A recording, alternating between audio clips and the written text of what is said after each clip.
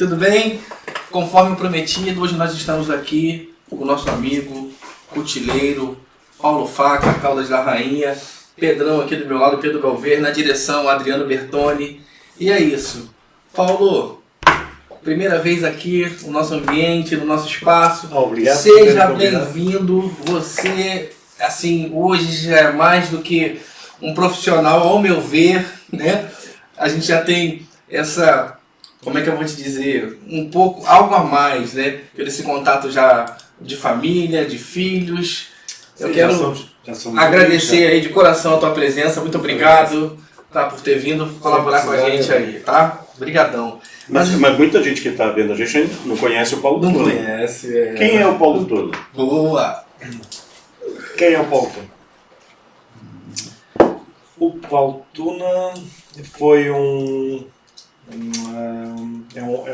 homem do norte de Portugal, da região de Trás-os-Montes, uma zona mais montanhosa, das mais montanhosas que existem cá neste país, e que veio para esta cidade, as Caldas da Rainha, com 18 anos, para tirar um curso de artes plásticas, escultura, pintura, essas coisas todas. Formei-me em artes, fiz escultura de grande dimensão durante muitos anos, dei aulas de 15 anos numa escola de artes também, e um dia decidi fazer facas.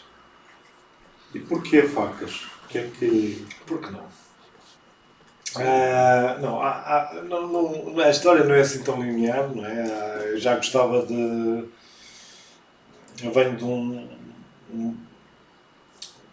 meio pequeno, apesar de ter sido criado também numa cidade, mas passava muita parte da minha infância numa aldeia, e lá o uso de uma navalha, de um canivete, era uma prática comum, e esses objetos sempre me fascinaram. E tinha sempre um bom ferreiro lá para Havia todas essas aldeias, tinha sempre um ferreiro para forjar, para fazer as ferraduras dos cavalos, etc. Havia sempre, já desde pequeno, que havia o fascínio, eu acho que o fascínio pelas ferramentas, pelo aço, já vem desde a infância, não é? Só despertou mais tarde, não é? Eu fiz a escultura há muito tempo e depois comecei a forjar para fazer as minhas próprias ferramentas de escultura, que eu trabalhava em pedra, de grande dimensão. Mas teve que aprender a mexer com aço. Ou no próprio curso que virou... Não, no curso de escultura já aprendíamos, não é? E eu já vinha com uma experiência de forja já desde os 14 anos lá, que o meu avô levou. Então já vinha do sangue. Sim, o meu avô levou-me um dia eu quis aprender a forjar. Aliás, o meu avô é aqui uma figura central no meio disto tudo, porque foi a pessoa que me criou e que me deu, de certa maneira, a formação como homem, não é? Você teve ele assim como referência, então? Foi só referência? Não, o meu avô não me ensinou, ele sabia forjar, nem foi ele que me ensinou a forjar, mas ele levou-me às pessoas quando eu quis aprender. Ah, tá. Okay. O que era uma coisa que era muito feita no passado. Tinha pais que até pagavam para o forjador ensinar, ou padeiro, para... É uma coisa que... Vamos lá ver. A profissão de ferreiro era essencial em cada vila, em cada aldeia, em cada cidade.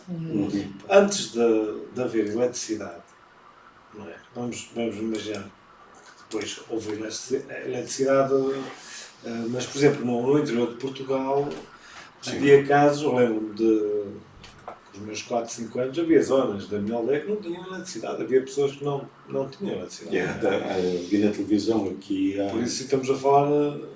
Não há muito tempo, há 15 anos, uma aldeia no meio do Alentejo lá que não tinha eletricidade.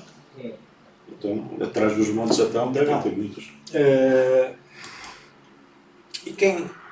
O ferreiro, a profissão de ferreiro, eu faço tudo, quer dizer, eu faço tudo, sabe, trabalho de ferro, não é? Desde a fechaduras para casas, a ferrar um cavalo, ou uma ferramenta agrícola para ir trabalhar no campo, ou um machado,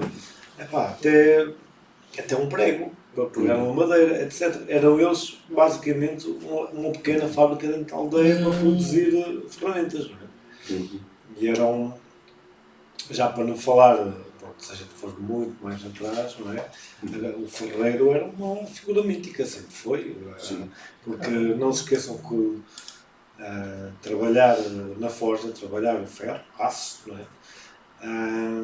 É um trabalho que exige os 4 elementos da natureza. Essencialmente o fogo, que é um elemento destruidor e criador neste caso. Aliás, se nós não tivéssemos descoberto o fogo, não estávamos aqui hoje. Éramos animais ainda, não é? O ar, porque o fogo alimenta-se do ar. A terra, de onde vem o ferro, carvão. E a água. Para a perfeição da bigorna, para dar a têmpera às facas. Ou seja, a perfeição do ferreiro, o cuteleiro alberga esta alquimia de trabalhar com os 4 elementos da terra. Ou seja, para mim a passagem um pouco, esta coisa que me levou também a fazer facas, foi um pouco o estudo que eu já vinha a fazer durante anos sobre essas questões e de repente dei por mim a começar a fazer facas. Não podemos esquecer, se não houvessem bons ferreiros em Portugal, Portugal nem existia. Não existia Portugal, nem existia grande parte da Europa civilizada. Digo mais na época medieval, quando Portugal foi fundada. É verdade. Não esquecer que Portugal, há assim que esta questão, Portugal é o país da Europa com as fronteiras mais antigas. Havia aqui uma questão ainda há pouco tempo, por exemplo, que a Espanha que seria o país mais antigo, com as fronteiras, etc. Mentira, Portugal. Neste momento temos as fronteiras definidas desde o século XII. E se não fossem os cavaleiros de Cristo com as suas espadas forjadas, é verdade. Não tínhamos estas fronteiras. É verdade. Os templários que vieram para cá ajudar quando foi a ser não fossem ricos, né? Eles estavam a caminho da Terra Santa e pararam cá em Lisboa para ajudar a conquistar os castelos aos muros. Deixa eu te fazer uma pergunta. Desse início até agora, com a mão na massa mesmo, trabalhando, há quantos anos já somado? Eu diria, já vai quase fazer 10 anos e nesse período eu devo ter feito mais de 900 facas diferentes. E quem são os principais clientes? Os principais clientes começaram por ser, aliás, quando comecei a fazer facas, eu comecei-me a focar num mercado, um tipo de cliente que estava, de certa maneira, negligenciado aqui em Portugal, não pela indústria, mas pelo peculiar artesanal, que era o chefe de cozinha. E as pessoas que cozinhavam em casa. A faca de cozinha era muito vista como algo estéril, não é? Uma coisa em aço inoxidável e um cabo de plástico. E eu comecei a fazer facas que faziam lembrar o tempo, quando havia o tempo dos ferreiros, em que se comprava uma faca e essa faca ficava para a família durante gerações. E os chefes de cozinha foram os meus primeiros clientes. Hoje tenho clientes,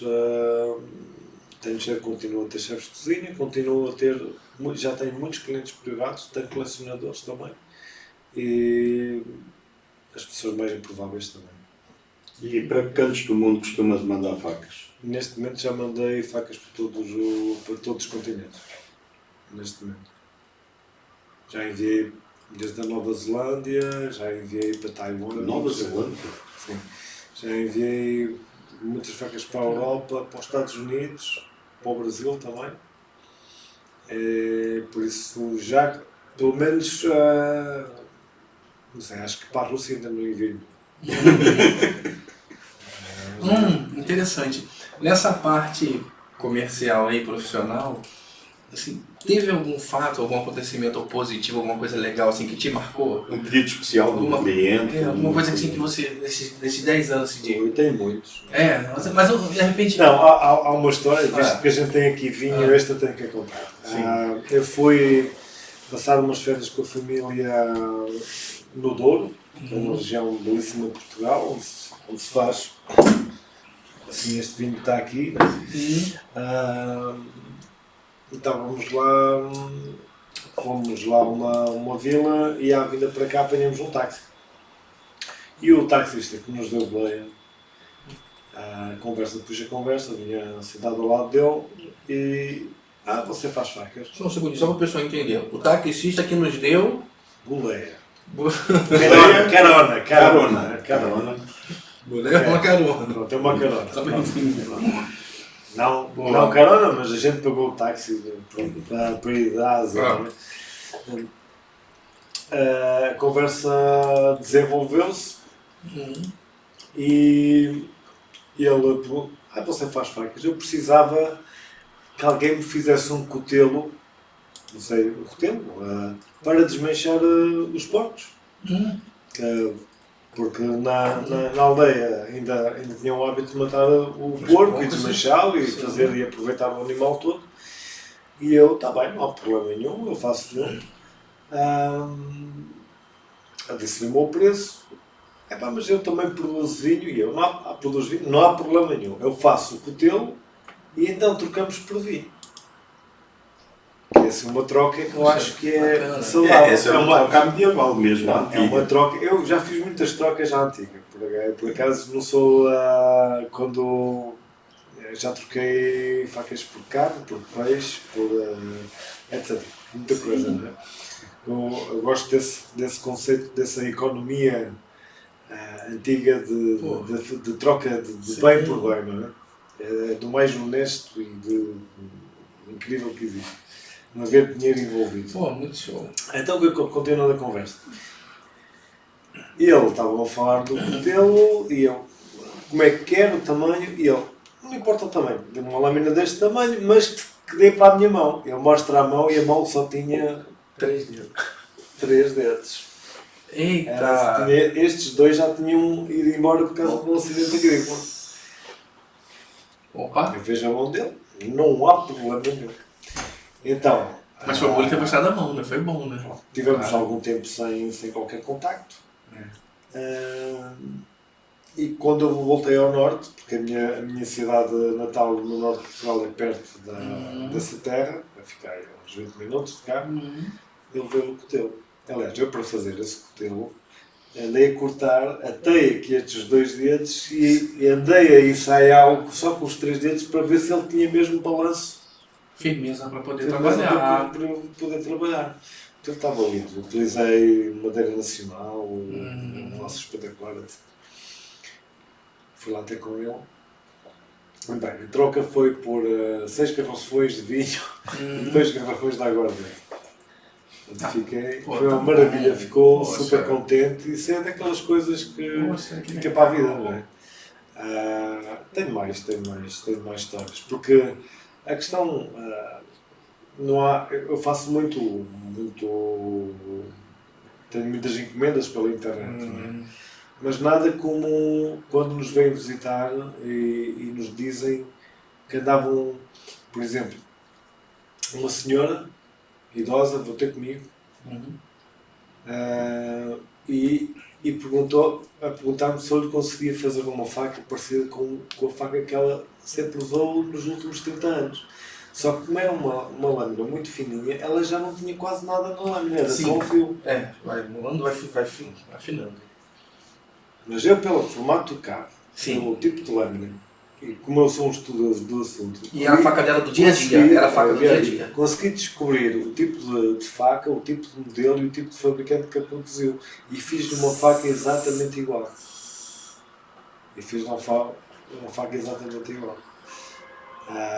E ela, quando viu a faca, foi...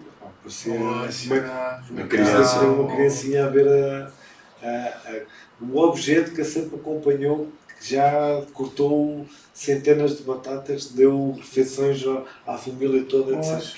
E essa magia que esse objeto alberga, que uma faca tem tanto essa parte, essencialmente, eu gosto de chamar as minhas facas de trabalho. Sim. São facas para isso, para trabalhar. Para trabalhar numa cozinha. Não, Para trabalhar nesse na caça, para trabalhar. Mas agora também tem os clientes colecionadores. Tá. Esses já deixam lá no cantinho, se calhar usam num churrasquinho especial. Não uso. Especialmente nesse atendimento aí, já assim, parece que era meio que boa parte da vida dela, né? Cozinha, né? Fazendo para a família, enfim, os filhos, os netos, tanto que isso não há muitas histórias, como o neto que me pede para recuperar a faca da avó, ou a filha que gostava de oferecer uma prenda especial ao pai, ou sei lá, a mulher que quer dar uma prenda especial. O facto de fazer uma faca customizada, não é? De certa maneira, são uma espécie de alfaiate. Não um alfaiate, o que é que faz? Faz um fato personalizado à pessoa. Perfil da pessoa. É que a pessoa pode escolher o tecido, e ele vai tirar a medida. Exatamente. E vai pôr o casaco que vai assentar como nenhum outro. Há coisas de marca muito boas e também caras, dispendiosas e funcionais, não é? Mas quando tens a possibilidade que alguém te faça exatamente aquilo, eu não diria aquilo que tu queres, porque eu não abdico da minha maneira de fazer as facas, nem daquilo que eu acredito no tipo de forma, essas coisas todas. Saindo daquele. Mas a pessoa que me vem procurar também não quer uma faca saída da cabeça dele, quer uma faca saída da minha cabeça. Normalmente já viu uma faca sua no seu site. E eu, reinterpreto um pouco o pedido da pessoa com o meu design, com a minha escolha de materiais, essas coisas todas. E quanto tempo demora para fazer uma boa faca? Uma faca aí, dita dentro do normal? 2 dias. Em média, 2 dias, 2 dias e meio, para as lâminas maiores, para os pedidos especiais, às vezes 4, 5 dias. Mas esses 2 dias aí, pelo que eu estou vendo aqui, desde que você já tenha. Essa é das mais simples. Tudo bem, mas eu falo 2 dias para mim, desde que ele já tenha de repente uma lâmina já pré-cortada, né? Não fazer uma faca assim. Se me pedirem para fazer uma faca em 20 minutos, eu faço uma faca funcional em 20 minutos. Só que eu vou saltar etapas, não vou poder garantir a qualidade dela, nem vocês nem podem exigir que aquilo tenha um acabamento de uma faca nem cara. Acabamento, nem a tempera necessária. A tempera pode ter. Agora, é uma coisa tosca. Agora, se for um aço damasco, isso aí já. Aí estamos a falar. Dias. 100 dias. Tudo que é aços especiais é sempre uma maratona, não é? Aquilo Qual é a faixa de preço assim, das facas? E aproveitando essa questão de custo, qual é o maior a componente que tem maior impacto no preço? Eu não quero falar em valores, eu diria que... Não, mas uma faixa assim... Tem faca que é mais barata. Mais barata já sei que foi a que eu comprei. Foram 100 euros. Pronto, eu diria que a minha faixa de preço é entre um telemóvel de teclas e um iPhone, mais ou menos. E qual é a componente que tem maior impacto? Eu conhecendo um bocado de aços, pelo que eu vi nas facas ditas comerciais, o que tem maior impacto é o aço. Mas estamos a falar de coisas seriadas. Se você vai para um aço... Impacto como assim? No preço, por exemplo, no iPhone. No seu iPhone... Não, pronto, mas não, podemos falar outra vez em facas que... Uma faca custa... por exemplo, essa faca que tu tens aí já é uma faca de produção. É a minha primeira faca de produção semi-industrial. É uma homenagem a uma faca tradicional portuguesa que eu redesenhei e que eu queria que fosse de certa maneira acessível Mas não, Para os mortais, tipo eu. pronto, exatamente. Que tivessem uma faca com aço topo de gama, de cariz tradicional, ou seja, que fosse buscar as memórias do passado, daquelas facas que as nossas avós tinham, mas redesenhada com Esta, o design moderno. esta é uma faca, mais Sim. ou menos, que dureza, que material. O aço que está aí, o topo de gama da Sandro, que é um aço de origem sueca. O aço que utiliza, pronto, se quiserem pesquisar, o 14C28R, é inoxidável. Martensítico. Porque Tudo que é aço para facas. tudo que é aço para facas é tudo Assim, martensítico. não, eu estou-te a dizer isso porque aqui há tempo eu fui pesquisar porque na nossa visita que fizemos ao ateliê, tu me alertaste, no Brasil também há bons cotileiros. Realmente eu fui pesquisar No Brasil há muito bons. e há muita gente a iniciar. E há mestres coteleiros, ou seja, há pessoas Sim, que vendem facas certificados famosas. Assim, com devia os certificar. mesmos certificados do Bladesmith que nós não queremos, não é? O Master Bladesmith é de ser dos cursos. Mas vi lá também sites de pessoas que estão a começar e por isso que eu estou a fazer de propósito desta pergunta. E teve lá um que penso mesmo que estava a iniciar e estava a estudar. Pronto, que gosta também de fazer facas e estava começou a brincar a fazer facas. É assim que se E perguntou para o outro: facas de inox. E o outro: não, inox não pega tempo. Eu falei: pô, isso já está. Não, isso é uma. Para que as pessoas saibam, lá no Brasil, hoje em dia há ligas de aço inoxidável que eu diria se calhar muito superiores às carbonos que existem. Aliás, os aços mais caros que eu tenho acesso são ligas de aço inoxidável. Tem que ser um aço inoxidável que tenha Mas uma são componente aços- de carbono. Mas são aços, estamos a falar de aços inoxidáveis com mais teor de carbono, alguns deles, que os carbonos simples que se utiliza na maioria das facas. Estamos a falar do L-Max, do RW L34, Sim, dividindo eles, falando mais tecnicamente. estamos a falar do ALB, etc. Estamos a falar aços, bom coteleiro que queira fazer peças de topo de gama, pronto. Ou seja, na realidade não precisa, hoje em dia nem precisa de forjar, não é? Basta apanhar esses aços já super especializados, fazer a forma da faca por escultura, praticamente, por desbaste, dar bom tratamento térmico, um bom design e pode ter facas brutais. Aliás, em algum caso esses aços têm um poder de corte, uma estrutura interna tão fina que chega mais ou menos a que dureza. Agora, se me perguntarem se eu gosto de trabalhar esses aços, eu não gosto de trabalhar esses aços. Preferes carbono ou inox? Eu gosto de carbono. Eu gosto da imprevisibilidade, de certa maneira, do carbono. Quer dizer, quando se forja, não há ali um controle absoluto do que se está a fazer. Sim. Não é? Há sempre uma margem para o acidente, há sempre uma margem para a Podes ter um risco de ter uma Eu imperfeição. eu acho que o tipo de trabalho que eu faço, desde o aço até às vezes a escolha da madeira, da gente encontrar uma árvore, cortá-la, deixá-la secar, isso torna o objeto muito mais humano, não é?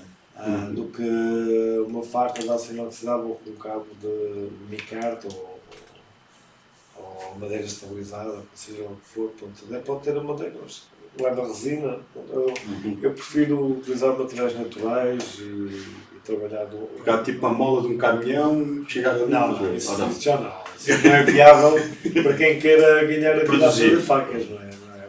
Porque eu vejo muito no Brasil, pegam um aço carbono de uma roçadeira, chegam lá e fazem facas e ficam fabulosas. Tem alto teor de carbono. Todo o aço que tenha acima de 0,4% de carbono, teoricamente dá para fazer uma faca. Para quem nos está a ouvir e está a começar, quais são os principais fases para fazer uma boa faca? Para fazer uma boa faca, é preciso ter paciência, em primeiro lugar. Não se precipitar e não saltar etapas. por exemplo, se a gente descobre um aço, mas a gente não faz ideia de que aço é que é. O primeiro teste é ir a um esmeril ou coisa assim, perceber se aquilo manda fiscas em estrela, que é para perceber se aquilo tem carbono. Para quem não sabe isto que eu estou a falar, se vocês agarrarem num esmeril ou num reverbador e passarem um bocado de aço lá, aquilo manda aquelas fiscas, não é? E um aço com pouco teor de carbono vai ser linear essa luminosidade que sai, não é? Se tiver muito carbono vai fazer pequenas explosões. Não sabia disso. Estou a aprender agora. Primeiro, perceber se o aço que estão a trabalhar tem carbono ou não. Isto, nesse caso, de querer apanhar uma mola, etc. Se não quiserem ir por esse meio mais apanhar o que tiver à mão, então vão a uma loja especializada e então vão comprar um aço já com uma determinada desígnia. Lá para o certificado e viável. Hoje em dia tem a coisa facilitada, porque a internet ajuda nisto. Vocês podem... Sim, vais ao site da Amazon ou vais a qualquer site especializado. Supondo que quem faz uma faca já tem algum conhecimento de forja, ou pelo menos sabe o que é um tratamento térmico de um aço, não é?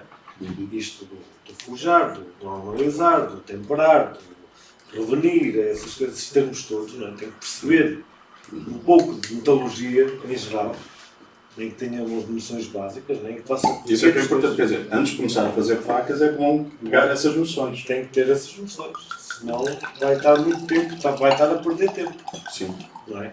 Eu diria que numa primeira fase, todo o aço novo que vocês encontrarem, não o gastem logo numa faca. Podem fazer pequenas tiras e experimentar temperar essas pequenas tiras para perceber onde é que o ponto se quebra, se ele endurece, não endurece, até que ponto é que ele torce, essas coisas todas. Fazer aquilo que chamam uns testes, não é? Uns testes por ver. E a partir daí, quando perceberem a temperatura, o revenir, essas coisas, começarem sim a desenhar a faca, não é? E a explorarem o vosso projeto. Verem tutoriais, se for preciso comprar uns livros, mas sobretudo, se tiverem algum cuteleiro ou um ferreiro na vossa área de residência, peçam para ir vê-lo a trabalhar, aprender com ele, idealmente tirar um workshop. Aí é que eu aconselho. Porque no workshop não se aprende só a fazer uma faca, também se aprende noções de segurança. Também se aprende a posicionar-se, a relação da ferramenta com o objeto, essas coisas todas, não é? E a cutelaria é uma profissão com um certo nível de perigo, não é? Claro. Por isso, idealmente, tirar um workshop ou uma pequena formação, estudar um bocadinho e depois passar à fase seguinte. Você, por exemplo, quando está a fazer o tratamento térmico, controla a temperatura do aço já só ao olho, pela cor do aço? Depende do tipo de aço que eu estou a trabalhar. Nesses aços mais sofisticados eu tenho que usar mesmo forno elétrico, com temperatura controlada, essas coisas todas. Na maioria nos aços de carbono que eu utilizo, já tenho o olho treinado, ou seja, há uma faixa de cor.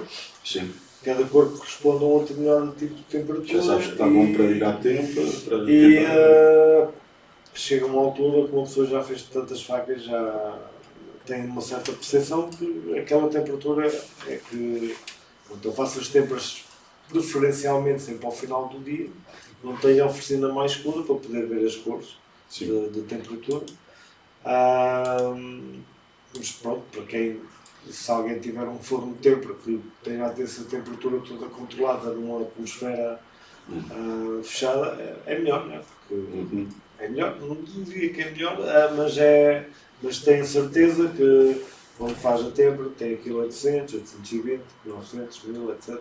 Você dá Mas requer investimento, não é? Sim, claro. E você dá o formato à faca primeiro, faz a tempera e depois é que dá o acabamento, começa a dar o acabamento depois da tempera? Então, tenho facas que de certa maneira eu já as vou pré-cortando, não é? E depois na forja vou alterando a forma delas, não é? Quando é um projeto novo, normalmente eu não faço nenhum desenho. Eu às vezes dou ali 3 toques faço só umas marcações no aço, corto o aço e depois na forja vou sacando a forma. Daí fazes a tempera e depois é que... Eu tenho que fazer valer pelo facto de ser formado em escultura, não é? Claro. É grande... Tem que ser uma obra de arte. Não tem que ser uma Tem que olhar assim e dizer, é bonita. As pessoas dizem que às vezes as facas que eu faço são obras de arte. Mas é funcional, você gosta de um produto funcional. E eu, a partir do momento se eu quisesse fazer obras de arte, mesmo a sério, eu se calhar continuava na escultura. Não, mas é bonito. Uma faca... Eu acho que eu neste Ele momento está falando faço... ao modo delivery. Ao modo delivery ele prefere que a pessoa receba alguma coisa como fosse funcional. Eu sinto-me lisonjeado por dizerem isso do meu trabalho. Mas eu prefiro não ver as minhas facas como obras de arte. Para não me enamorar delas. Às vezes tenho dificuldade em largar algumas facas da oficina, porque... Já aconteceu você fazer uma e dizer assim, vou fazer uma igual para mim? Já aconteceu com muitas, depois vem outra faca diferente e outra faca diferente, entretanto ainda há pouco tempo fiz nunca tinha feito uma bal e fiz aquilo, voltou bem à primeira, a faca ficou lindíssima. Mas foi que você misturou para a gente. Aquela faca... Eu fiquei... Qual? Aquela que eu disse logo é uma das mais bonitas que eu já vi. Assim? Aquela faca... uma grandona assim? É. Aquela faca é daquelas coisas, uma pessoa vê muitas formas de facas, não sei o quê, e eu acabo sempre no fim por me marimbar para as formas que vejo e eu sei que tenho cá a forma dentro da cabeça e faço aquilo que tenho na cabeça.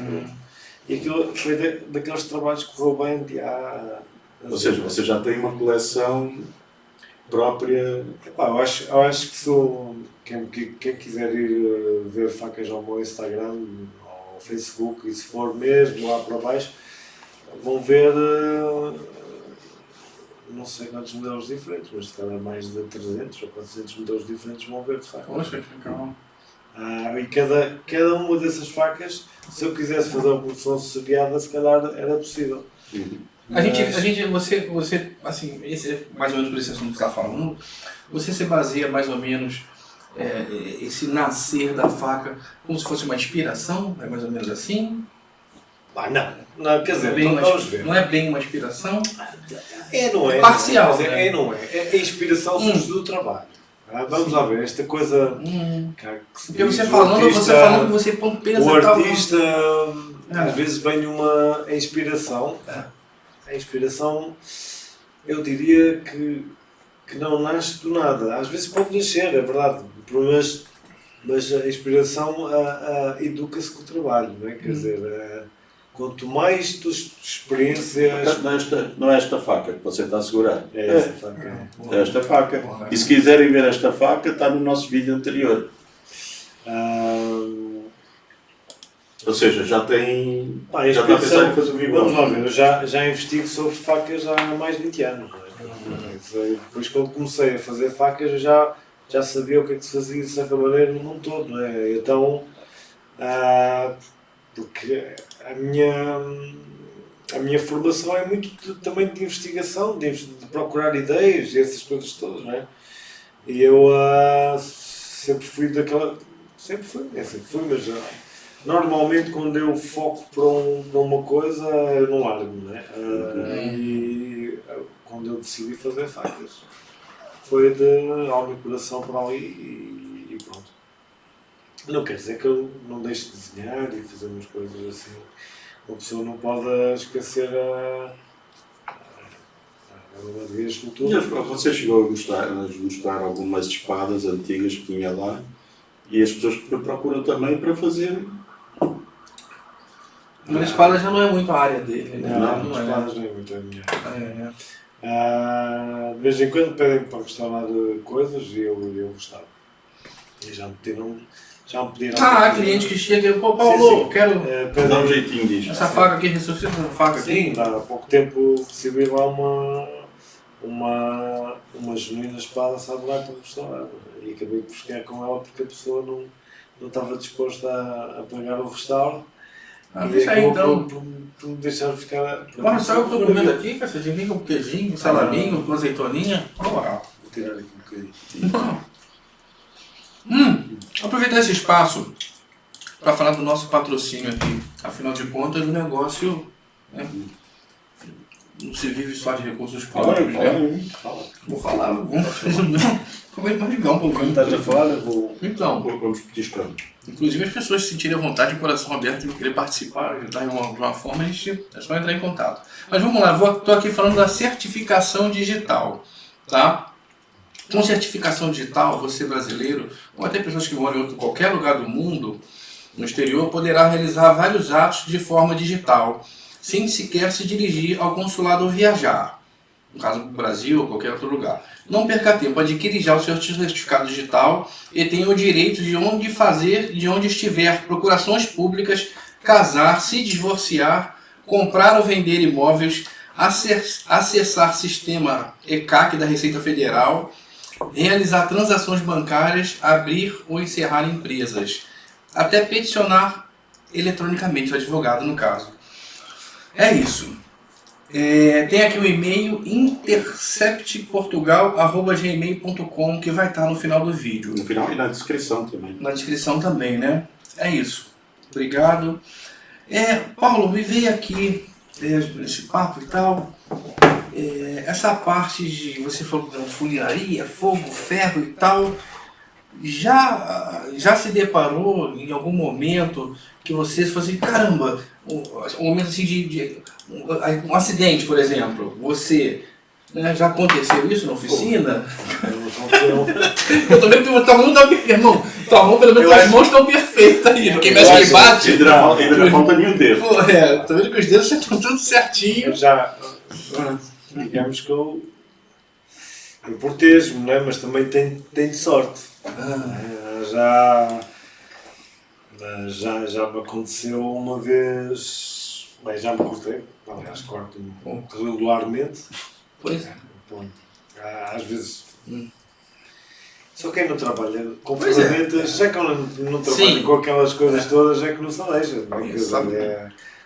O momento que a gente facilita, digo, não vou perder tempo a pôr a luva, não vou perder tempo a pôr a máscara, os óculos, aí é que acontecem as fatalidades. Não?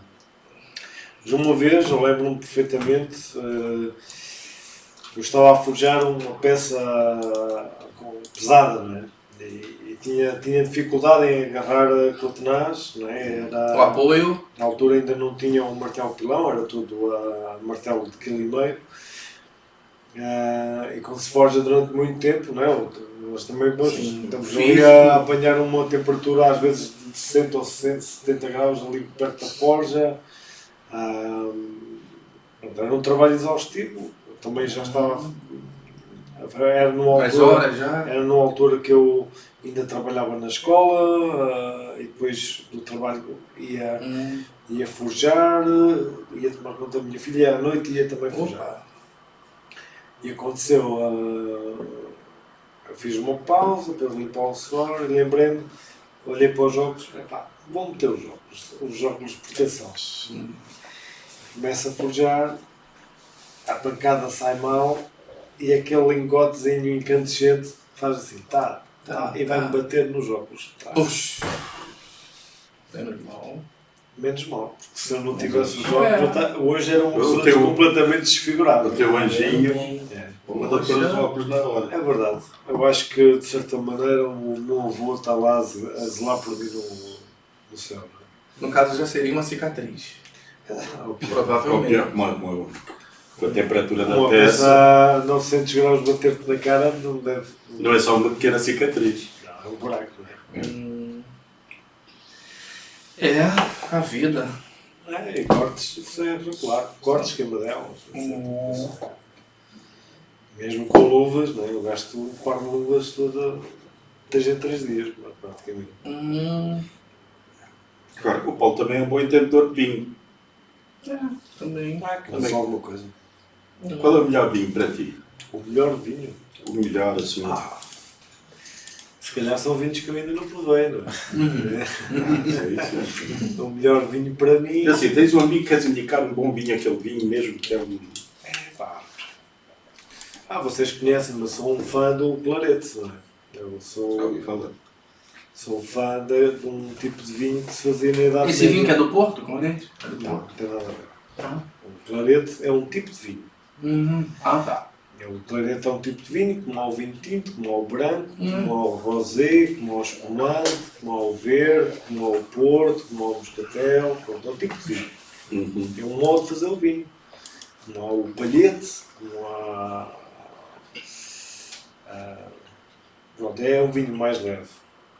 É um vinho que na Idade Medieval se fazia muito. Basicamente não havia grande critério entre misturar uvas brancas com as uvas tintas com as brancas, mas tinha maioritariamente a predominância do vinho era uvas de casta tinta, não é? E que levava ali o branquinho, algumas castas de vinho branco que se cruzavam e misturavam tudo. E pronto, eu não sou grande entendido nesses processos de fazer o vinho, não é? Pronto, mas é um vinho que resultava num vinho, era um vinho mais leve, menor graduação alcoólica, que se bebia. Mas existe alguma garrafeira especialista nesse tipo de vinho? Cá em Portugal, esse vinho teve muito tempo, de certa maneira, em desuso. Aliás, era um vinho que se fazia naturalmente em algumas zonas do interior do país, mas a título particular. Que é aquele agricultor tem aquelas vinhas, escolhe uma espécie de vinho novo, fresco. Não é bem o rosé, o facto de misturar. Não é um rosé, é um vinho mais encorpado, para mim com mais sabor e alguma mais complexidade, mas que se bebe, para quem gosta de beber vinho como eu, não é? Beber um copo de vinho mais ou menos todos os dias. É aquele vinho que é descomplexado e que Leve. Que vai mais ou menos bem com tudo, vai bem com massa, com peixe, com carne, não te dá muito, pronto, não é um vinho forte que uma pessoa pense que ao segundo copo se calhar já fica... Uma coisa que eu estava a esquecer, o Paulo trouxeste algumas facas tuas ou não? Trouxe facas boas, por acaso. Não? Você já mostrou lá, só tenho uma navalha aqui no bolso para nada. Aquela tua navalha. Mas foste tu que fizeste? Sim, esta foi eu que fiz. Também é... Pá, espetáculo. Eu sabia que tinhas essa vertente também. Não gosto muito de fazer navalhas, mas quando as faço-as bem. Aliás, há pouco tempo há 2 semanas tivemos a feira de cutelaria artesanal em Lisboa. E eu não vejo nenhuma navalha e acho que tive o dia todo a ouvir pessoas a perguntarem-me se eu tinha trazido navalhas. Só tiveste que mostrar a tua só. Não está afiado, não está afiado. Ah, sim. Não é assim, faz. Vai lá cá, a tua praça. Você deve ficar afiadinho assim, né? Olha lá, tá afiada. Porra. Ou seja, vendeste algumas navalhas iguais às tuas. Não vem navalhas. Se eu tivesse levado, tinha-as vendido tudo. O pessoal, quando vê uma feira assim, vai logo atrás das navalhas. Sim, aquilo foi uma feira. A feira de cutelaria internacional. Essa última feira agora que você foi? Sim, correu muito bem. Por acaso foi uma maravilha. É uma das melhores feiras, essa? Se nota, há uns anos para cá, é que cada vez há pessoas mais educadas, não é? Quer dizer, já educadas neste assunto das facas. Sim. Já vão à procura de um tipo de faca, já vão à procura de uma faca de um determinado aço.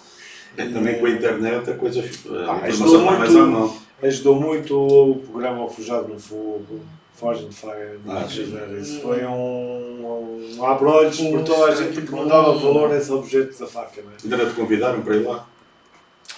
Na altura eu já fiz uma promoção do programa o Forjado no Fogo, a versão ibérica aqui em Portugal? Em Portugal e Espanha. Ibérica, Portugal e Espanha. E na altura falavam da possibilidade de ir ao Forjado do Fogo versão América Latina, não é? Que sim, fazem entre... eu não vou. Não me compensava. Não era o compensar, não era daquelas coisas. Eu acho que aquele tipo de competição é mais para aquela pessoa pronto, que faz algumas coisas em casa, está a começar e está... Pá, não é a para questão um que mestre é que na altura que me fizeram isso eu não tinha tempo Claro, para a perder. pessoa que tem uma clientela enorme, estar ali, não sei... Eu não vou descurar os meus clientes por um capricho, não é? Por uma coisa. E às vezes já me esqueci de algumas encomendas, não é? Nem digas, Uma pessoa. nem digas isso, nem digas isso. Encomendei-te aquela faca, passado 3, foi uma faca, acho que era 200 euros. Aí ele me liga, eu todo satisfeito. 200 eurico, é? 200 euros. Oh, meu Deus do E a céu. minha mulher ao lado. Tínhamos acabado de tirar o carro dela da revisão. Aí liga-me ele. Ai, eu todo contente, o Paulo já... Minha faca está pronta. Oh, Pedro, qual foi a faca mesmo que tu me encomendaste? E ela, faca? Mas que faca estás a falar? Eu comentei uma faquinha aqui, Paulo. 200 euros? Mas ele já fez. Não, então cancela por agora, cancela. Eu, ai, caralho, pronto, já fiquei sem a faca. Mas sabe o que acontece? Hum? Tu foi botar a mulher no meio do negócio? Eu não botei a mulher no meio, ele que me ligou quando a mulher estava do lado. É verdade. Às vezes eu. Por isso é que eu tenho a minha mulher a tratar-me dos negócios.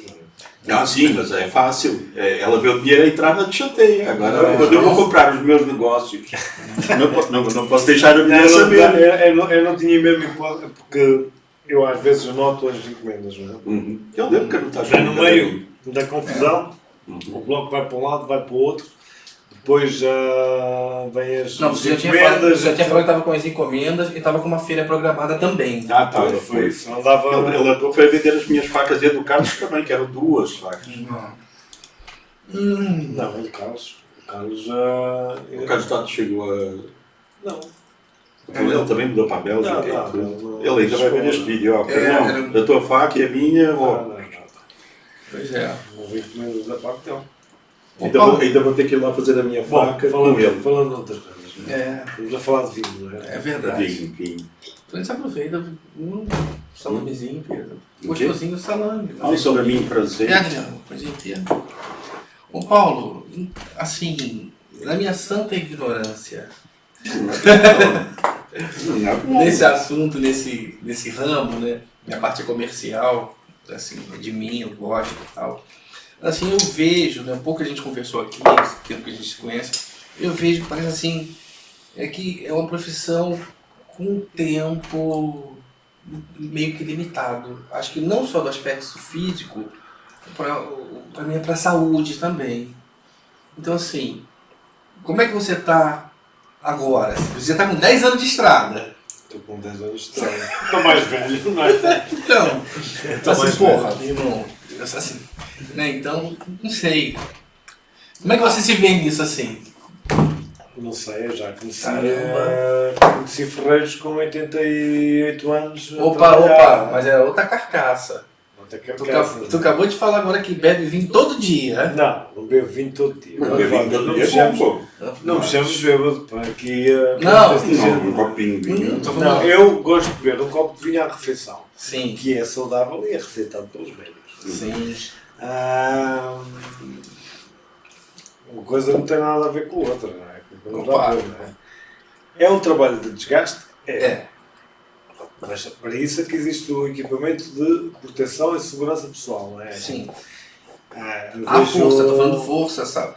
Esse calor que você falou. Isso tudo. Tens de manter em forma. não é? Isso. Tens de manter em forma. Também, só com o exercício que fazes no trabalho já... Não, também é necessário exercício complementar. Já existe esse projeto assim, tipo, vou trabalhar mais 5 anos, vou trabalhar mais. Não? Ou você Não, deixa a onda te levar? Ele vai eu falar, espero- quando vem, paro. Não. As facas dele já vão disparar de preço. Não, eu espero que quando as mãos, mais tarde ou mais cedo, se calhar vou ter problemas nas mãos, tendinites, coisas assim. Isso. do género.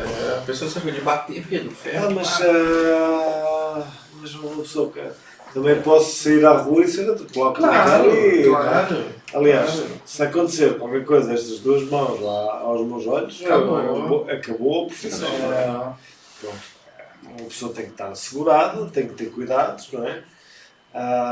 Mas não pode fazer disso um problema. Porque Não, dia eu a vou dia. continuar a fazer facas e a criar até que a vida ou o destino me diga: olha, já não dá. Entendi. Mas até lá, quero construir o meu nome, a minha carreira, para que um dia, pelo menos, se vai acontecer alguma coisa, que as pessoas saibam, olha, esta faca foi feita por aquele indivíduo, por aquele cuteleiro, porque foi feita especialmente para mim, é uma peça especial. E há de ser Então você já formou alguém? Já. Eu já dei, ainda nesta última feira de cutelaria onde eu tive, eu diria que sei lá ver, pelo menos 2 dos expositores que lá estavam eram meus formados. E aliás, eu e um amigo meu fomos dos pioneiros, de certa maneira, a fazer workshops de cutelaria cá em Portugal. E é importante. Se alguém chegar para ti hoje e disser assim, Paulo, me ensina a fazer facas. Não tem hipótese. Pois não. Pois está. É que eu dou workshops quando tenho disponibilidade para o fazer. Porque eu a ter que ensinar, gosto de ensinar bem. E nós conseguimos. E hoje com a quantidade não há de aqui clientes. segredos, não há aqui nada do género. Ou seja, eu replico um pouco o tipo de trabalho que faço. Claro que num workshop de um dia ou 2 dias não dá para. Claro que não. Mas dá para ter umas noções básicas que lhes permitem mais tarde fazer uma faca. Eu fiz essa pergunta para ele, não só pela saúde dele, pela pessoa, mas eu fiz pela geração. Eu vi essa questão de geração. Se eu estiver errado, você me corrige, tá? Porque assim, eu vejo muitos tipos de serviços hoje de trabalho, ainda mais agora morando aqui, que estão sendo deixados para trás. Então eu não vejo assim um jovem, por exemplo, igual ele falou assim, pô, você daria... Eu não vejo um jovem hoje falando assim, pô, vou aprender a fazer faca. Assim, não, veja bem, não falando que não existe. Eu tô falando que hoje eu acho que é mais difícil. É como você falou. Como fazer faca e fazer ser um marceneiro, por exemplo. Eu vou dar outra perspectiva. Eu falei nessa parte, entendeu? De geração. Sim. Mas eu vou dar... Eu agora vou dar aqui outra perspectiva às pessoas. Sim, tá. Uma perspectiva que, para mim tem sentido, não sei se para as pessoas lá em casa poderá ter sentido. É verdade, eu faço facas, se calhar passo a maior parte do dia enfiado numa oficina a fazer facas, não é? Ou seja, no meio da escuridão, do fogo, do pó, a suar. Você se entrega. Eu me entrego. E é um trabalho difícil, não vou dizer que não é. É duro, essas coisas todas, não é? Do mesmo modo também é duro, de repente querer ir, voltar a fazer agricultura ou ir fazer, ou ter um rebanho de ovelhas e voltar a levá-los para a serra, porque é duro, porque apanha o frio e... Agora, noutra perspectiva. Eu sou o patrão de mim mesmo. Eu giro o meu próprio tempo. Sim. Eu vou a pé todos os dias para o trabalho e venho a pé todos os dias para o trabalho.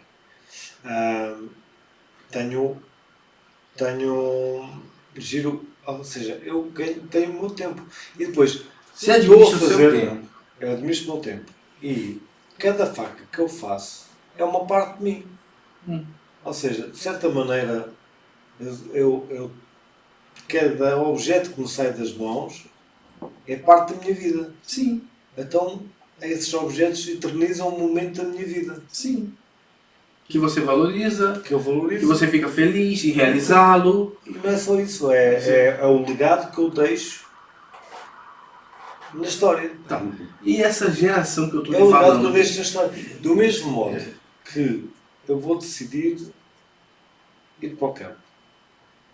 Estou aqui na cidade, vou fazer um corte e vou para o campo. Claro, vou ter que trabalhar, mas hoje em dia, se calhar, eu podia fazê-lo com o recurso às novas tecnologias. Não precisava de tanta... Podia controlar os sistemas de rega, etc. Não sei o que, ter uma vida ligeira mais confortável. O que é que eu ganhava? Ganhava tempo.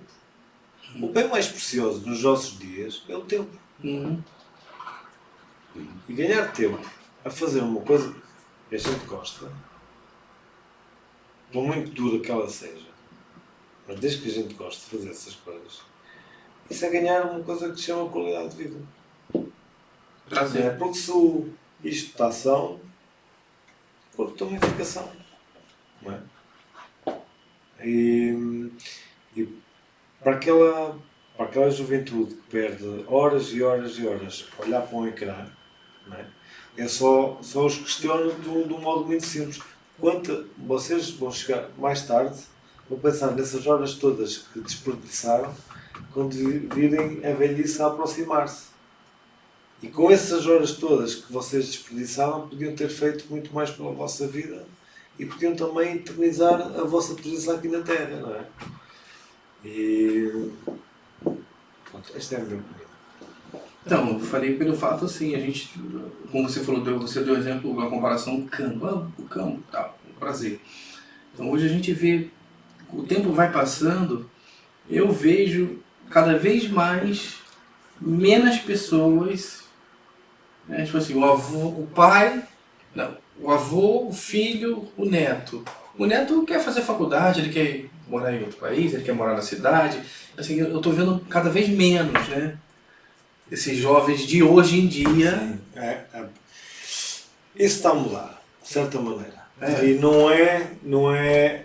Se fosse há uns anos atrás, quando houve o boom das tecnologias, eu diria assim. Agora, eu não digo os jovens, mas aquele que já foi jovem, já está na idade adulta, já tem alguma preocupação.